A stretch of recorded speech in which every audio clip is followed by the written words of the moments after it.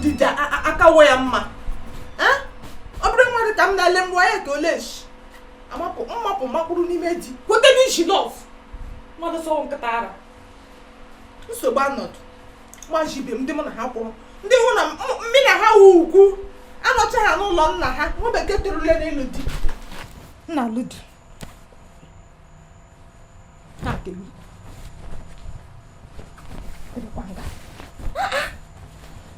Well, the other one your job. And what do you want to she wouldn't want your Gumoka?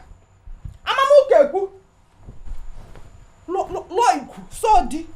You call an ample. One get Jaka. I'm galan them. Gather on them. I want to look at you. Mama.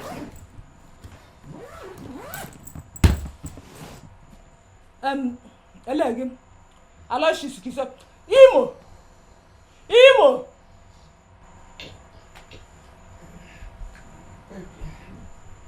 Also, Imo. Begging. Makachina can I hold like a baby walk and to come to a better than Kulia biko, alawalamo, alawalam. This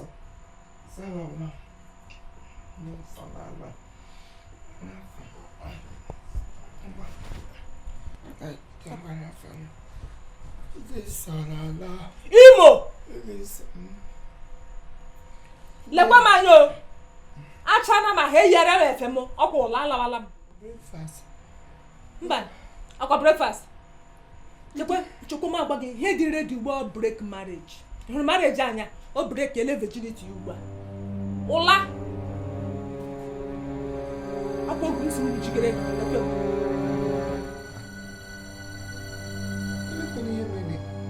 Imo karata geru le me ebue. Lekwe ngo onom. Ama buru go nwam. Nwata ntakịrị ka m nọ. Ukwu m n'ụlọ anyị. Onwe bụ keliri di ruo taa. Ọwụnụ epechara ha mpa nwatakịrị. Ele mgbe ekeleshi. Nle otu ha descend ye so low. Gagaga lụọ ọgụ. Yes, gị na-emejise m oyi. Amakwa nga family m shi. Ihe mma m mụrụ anyị. Ọ bụ ụmụ nwoke asaa naanị mbụ nwaanyị. Ote ka a na-eku m. Ebu m n'aka ka efere ofere. Apampam.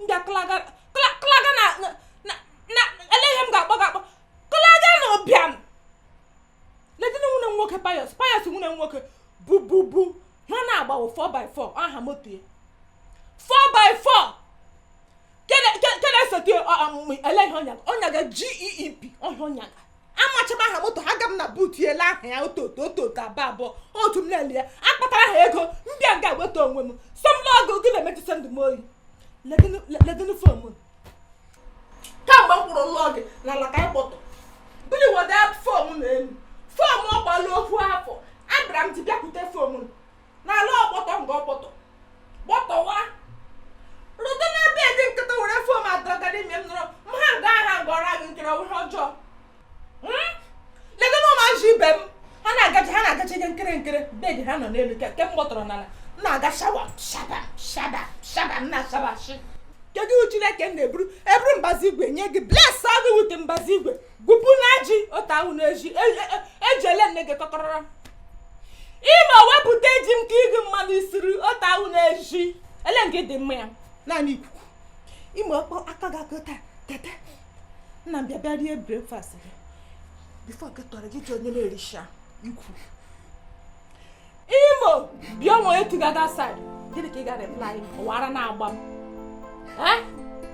akata ino ya gị jọ ma hụrụ m kai ikwu ọhịa pasịtara nna m ọrụle m nga alụwo m ama m sasi marriage for betterment for war hem na ahụ ga dị betterment hem na ahụ war ndị otu ihe shi agaje lekwe m lekwa agha Biafra pasa yo na ngosi gị gbara m ọgwụkwa n'aka m ka oshi agbala m ụgbọelu ma mgbala nwebedu ihe m na-emefu obodo aga m egbu onwe m ịgba mbọ inweta ego ọkwa nne ikwukwukwe ele mgbe ị bụrụ kwewe ihe nọ na brai ikwukwe osibere gị kpọrọ m gaa n'ime River Jordan ka eme baptizim ikwukwe enweghị ike ịpụ ọ tapụrala ụlọ ọ tapụrala nna m ha sọ ikuku ka ha jiri biri onye ha ji biri n'udo ikuku m eto ụtọ ozi m eji egbu mmanụ biko forgive me unto my sin gee ntị ihe m ghọtara n'akụkọ ya kọrọ ugbu a na ihe mbe mere adịghị mma.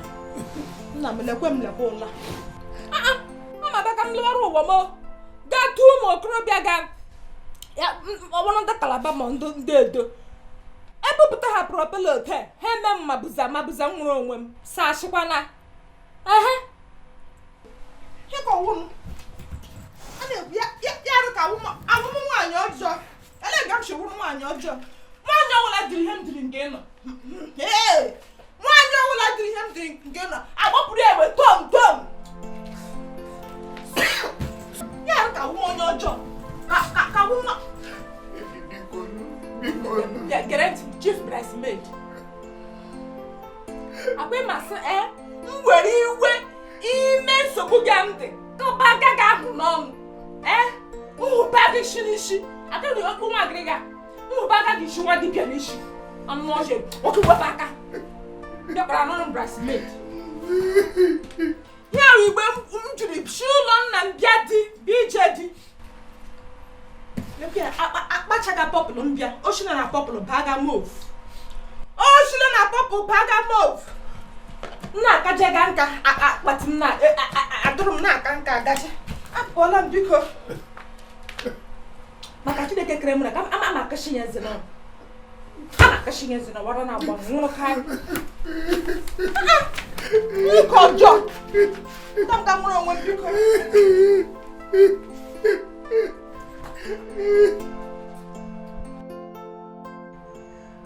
Mama imela o eze Jizọs ebe ibupụrụla m ajọ mmụta. Mama imela o Chineke nna m imela ịgwọpụrụla m nsogbu ụwa m. Mama imela o bịa tọgbuola m o ebe iwere shovel grọshi gwọpụga m n'ime m. Mama daalụ kwago jiri aka gị chọrọ m ajọ mmụọ. Mama imela obinigwe nke atọ ihe ọwa otere Chineke onye na-aza nwa ogbenye ekpere. Nna m ịzala m ekpere kpee ego n'ụtụtụ kpee n'ehihie kpee ego n'abalị kpọkuo ogo sị gị nna biko gị bụrụ agolo ya tinide guzo n'ụzọ m. Nna m push it away. Chineke gị ji aka gị by myself to yourself gị ji aka gị ote were shovel crushing nkata ara ebere akpọga m ya sọ gị igbu nna gị si eji aka ya ga-abụ ogbe Chukwu nna ịwụ ọtọ ome ka gị ọtọrọ ka gị omere ebe o shile nga onye na-agwa ọchị gwapụrụla m shi gwapụrụ m ajọ nwaanyị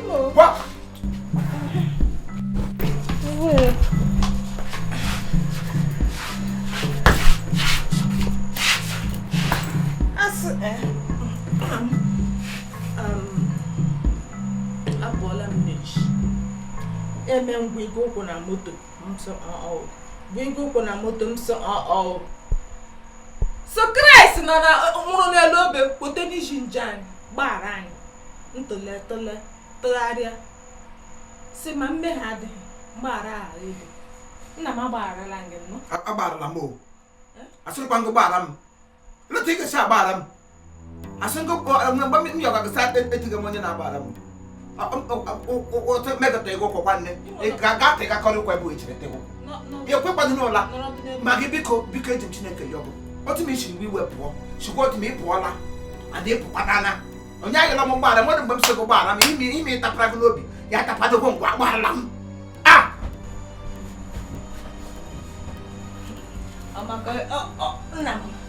ọ maka enwere ego iwe ga-arụla ọkụ ledịna m enweghị m iwe nwa obere katun mgbagara gị nwa Sofia the First na Nickelodeon mgbagara gị kite ke ya serious ilekwe jim jam nna m ilekwe jim jam foto dị ji ihe m kwuru na bed ya nwere ihe gbasatara fon m nsogbu anọdụ amarabụla m si marriage anyị bụ for betterment for war ama m so war ga-anọ ya ọkwanụ war ahụ ka m fesiri ihụrụ fom a amede nga taa asịbedi fom anọdụ sanjie na mmabela amara n'ala nga nsogbu anọdụ anabatara m ya ma ọbịam ikwugo okwu ya ịhụrụ ọbịam ama m so ọbịam ziri gị ahụ edegwu edesị ọbịam ọhịa ibu agagharịga asị ka adịd enough nganga nna m ga-akwụchite ụbịam niile gaa ya autonomous community by autonomous community ndụkalala ụbịam wetie nga majia ya anyị majia ya onwe ihe o mere ọ naanị anyị ndị mbụ mesịrị majin bank mee ya eme bank mee majin mgbele dị na Eco Bank tek o ji ghọọ n'oghe home ya elo Sonic ya ka ke ho bibod Access Bank abịa were anya ra diamond si ya iguzo nga ahụ azachaga diamond ụtụkwa diamond okechi ya elo ya ọwụda anyị ndị isi m anyị ma ji obiam anyị bie in pieces maka Chineke kere m na gị now maka Chineke kere m na gị now maka achịpụrụ m nkụ na ahụ nkwa agụ ọkpa egbe elu ga-agba gị n'ihe na ga-esi Adamawa abịa chebe m nkụ na ahụ ọsụsọ alakiri m egwu igwe ya gbagbuo m ya gbagbuo m nna m ọ tụkwa ya wụ for betterment for war baby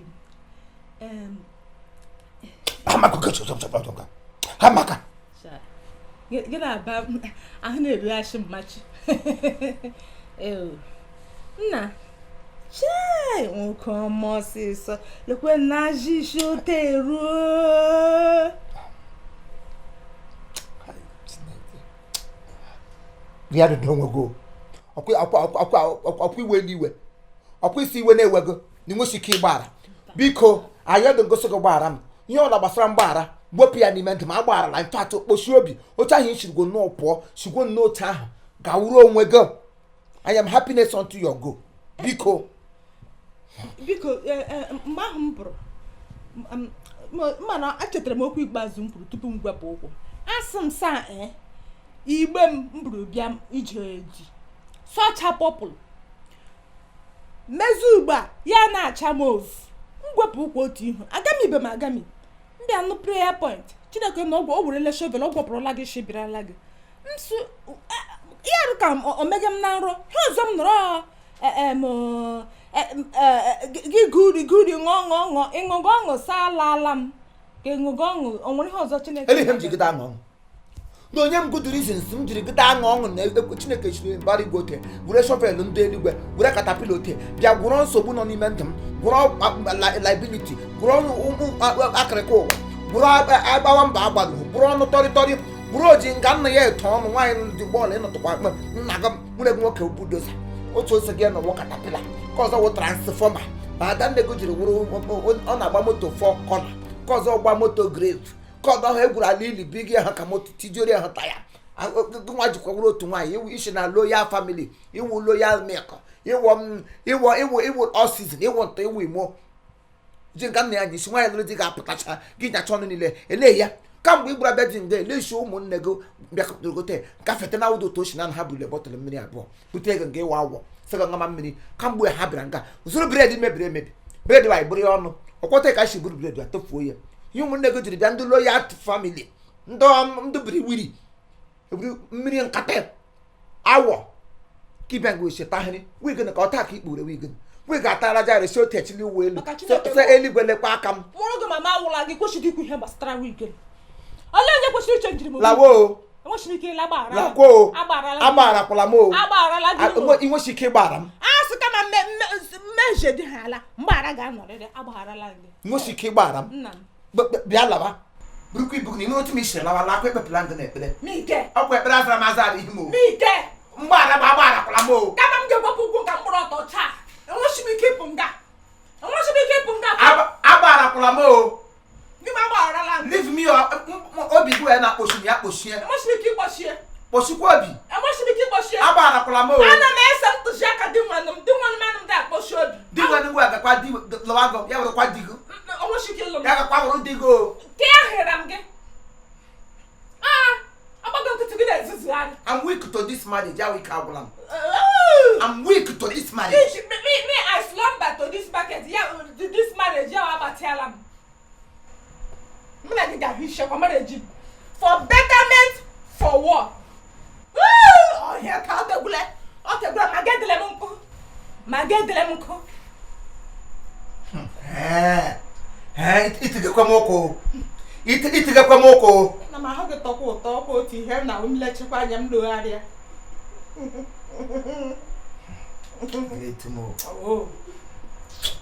Salam chop. If I'm going to Get up, me. Let me come to my mammy. Up my God. I'll be good to an enemy. I pass the money you shall have wet. Now, who did that banjo? Oh, Me. do that. Me. You let him be a national map. Up on the map, I glam dancer. Mammy, oh, you let to come on. I like the family name. I give myself like the beer. I give myself I like the beer. I like the beer. Alright, viewers. As you can see, so many marriages are suffering from one problem or the other. Misunderstanding. Yes. There's no family that does not have misunderstanding. More is no law by Canada family don't like us that he is perfectly okay. No, that family is not. They're not right. telling you the truth. They are not telling you the truth. Mani ya wo utodi na mu ya wo elete agara. Forgiveness. How can you harden your heart for your own self? Because the Bible said that two be made one. Yes. 1 plus 1 in God's own arithmetic is what? Is one. There's no two persons. You are her and she is you. Then the children around is also your fruit. So by the time you be able to find out your differences and then tackle it in unison, tackle it with maturity, that is when you will begin to answer husband and wife, and you will conquer all the troubles and dramas that will be coming your way. And always try to close your eyes to everyone's weakness. Eyes. And concentrate on those things that you love concerning the person and not the person's weakness. One eyes. My mother used to tell me even before I get married that marriage, you don't need to open two eyes. I was trying to get that proverb. But when I got married, I began to understand why my mother said, or why she keep telling me that marriage and yeah, only those areas.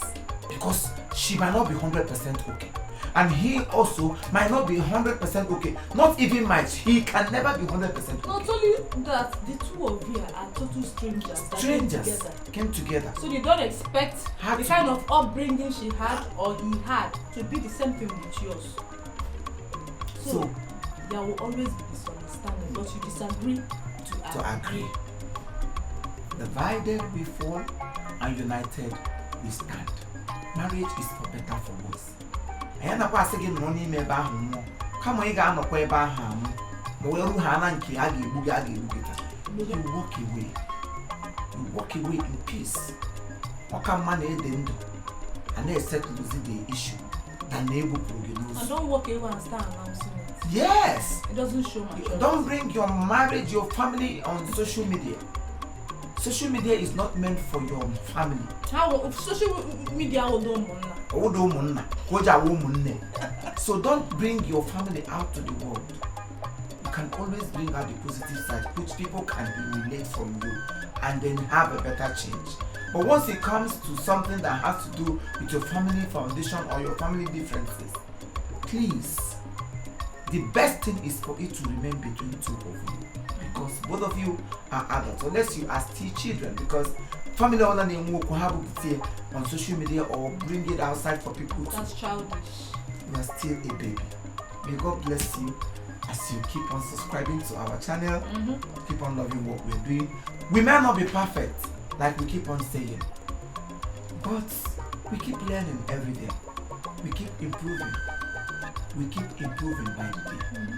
And today we stand here to pray for every family that is witnessing one challenge or the other. We pray that the good Lord who restores joy into people's home, He will restore your joy. Amen. He will give you the peace of mind. Amen. He will answer your prayers, every of your secret prayers. Amen. Whatever you are asking from God from now till the end of time, we pray that God will see you through and bless you beyond measure in Jesus' name. Amen. For those of you who are believing God for the fruit of the womb, this is your time. Double. Receive your miracle. Double. You will sing for joy. Double. You will sing for joy. Double. In Jesus' name. Amen. Again, before we close, do not accept anybody asking you to pay money on our sake. So many people have opened so many pages with Chiefimo's picture, videos and all that. Please, if it is a business, make sure you see me on video to be sure that you are talking to me. Any other person you are giving your money without being sure of the person you are talking to, at your own risk. At your own risk. More than you're going to give my number, confirm. Insist to see my face. Even if you see my face, you still call again and again to be sure. Because somebody can fake my face. It's possible. Everything is possible. God bless you all in Jesus' name. Amen. We love you.